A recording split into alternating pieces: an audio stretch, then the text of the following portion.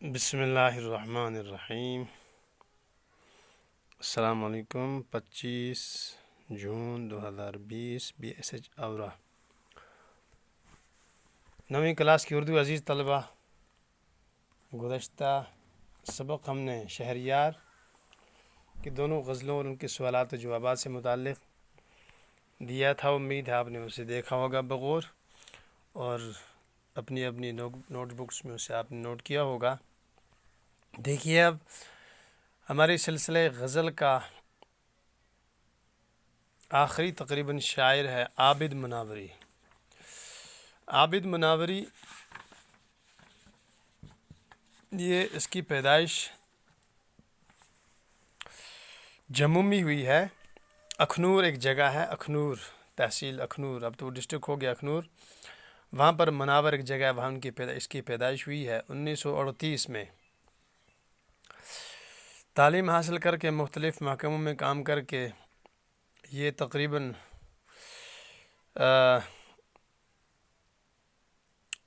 اسی آخری 50ویں دہائی میں شاعری کی طرف آئے ہیں۔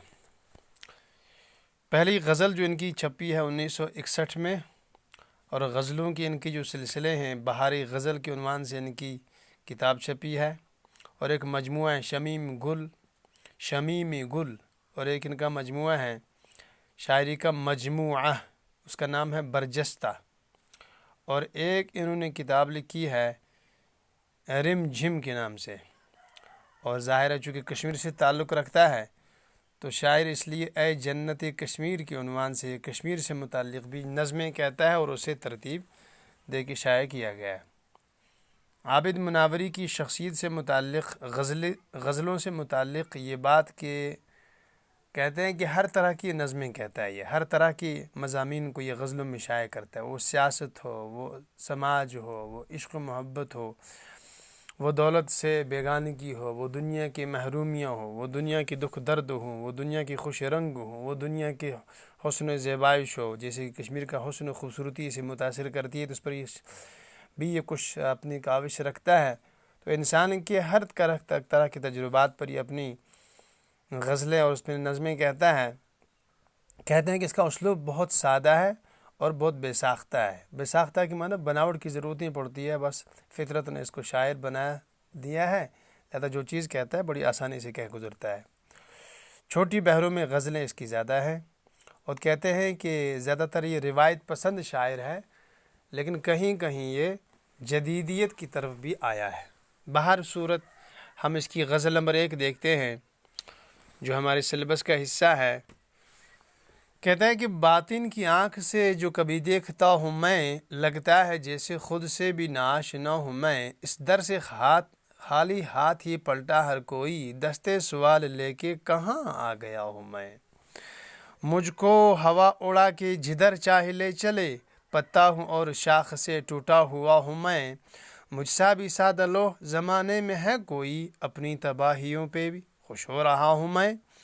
اور اس کا مقطع کہ ہے ٹھیک یا غلط میرا انداز گفتگو، عابد جو کہنا تھا مجھے وہ کہہ گیا ہوں میں۔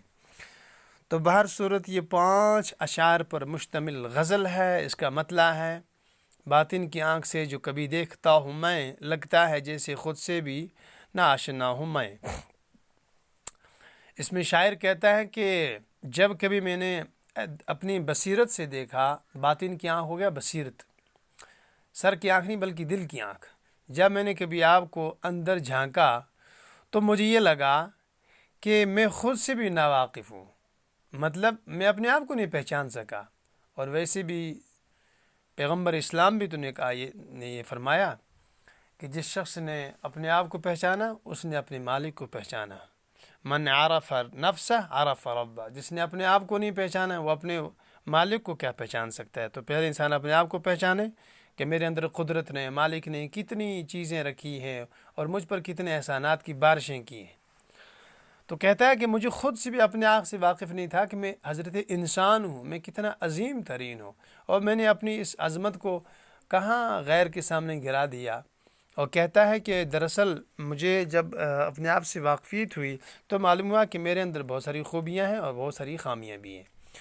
اس در سے خالی ہاتھ ہی پلٹا ہے ہر کوئی، دستے سوال لے کے کہاں آ گیا ہوں میں۔ اب پتے کی بات کہتا ہے کہ میں یہاں در سے مراد ہے دروازہ، یعنی کہ کسی کے گھر جانا، یعنی کسی کی در دولت پہ حاضری دینا۔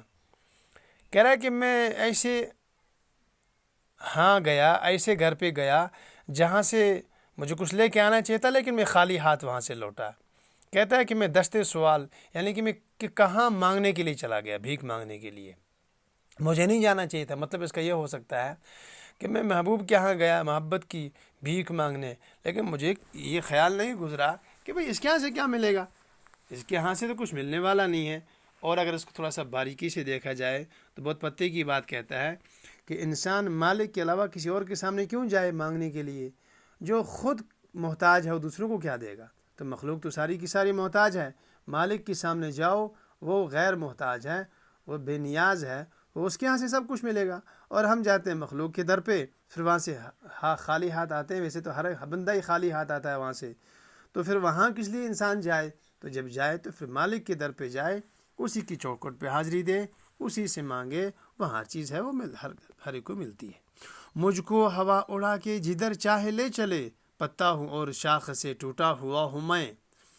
زندگی کی حقیقتوں کو بہترین طریقے سے بیان کرتا ہے اور کہتا ہے کہ میری حالت یہ ہے کہ میں زمانے سے کٹ چکا ہوں، میں برادری سے کٹ چکا ہوں، میں معاشرے سے الگ ہو چکا ہوں، بالکل اس پتے کی مانند جو شاخ سے ٹوٹ گئی ہو۔ اپنے آپ کو پتے سے تشبیہ دیتا ہے، اور سوسائٹی اور سماج اور معاشرے اور قبیلے اور خاندان کو شاخ سے کہتا ہے کہ جیسے شاخ سے ٹوٹ کے پتا الگ ہو جاتا ہے، پھر ہوائیں جدھر چاہیں اسے لے چلتی ہیں، اس کا کوئی منزل متعین نہیں ہوتی ہے، اس کا کوئی پتہ مقرر نہیں ہوتا ہے، وہ جہاں ہوا کے دوش پہ چلتا ہے، ہوا اس کو جہاں اڑا کے لے چلے۔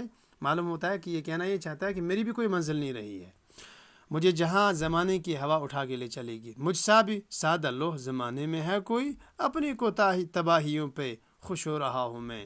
زبردست شعر ہے یہ، کہہ رہا ہے کہ مجھ جیسا سادہ لوح کہتے ہیں سادہ انسان، بھولا انسان، کہہ رہا ہے میرے زمانے میں میرے بھی جیسا کوئی سادہ و بھولا پن ہوگا کہ میں اپنی تباہیوں پر خوش ہو رہا ہوں۔ حالانکہ انسان اپنی تباہیوں پر روتا ہے، دکھ و درد کا احساس کرتا ہے اور اس کو اپنی تباہیوں کا غم ستاتا ہے، لیکن میں ایسا بیوقوف ہوں اور سادہ ہوں کہ میں اپنی تباہیوں پر خوش ہوتا ہوں۔ حالانکہ اس پر انسان کو دکھ ہونا چاہیے، تباہیوں پر، بربادیوں پر۔ ہر انسان اپنی تعمیر و ترقی سے خوش ہوتا ہے، لیکن میں بیوقوف ایسا ہوں، سادہ دل کہ میں تباہیوں پر خوش ہوتا ہوں۔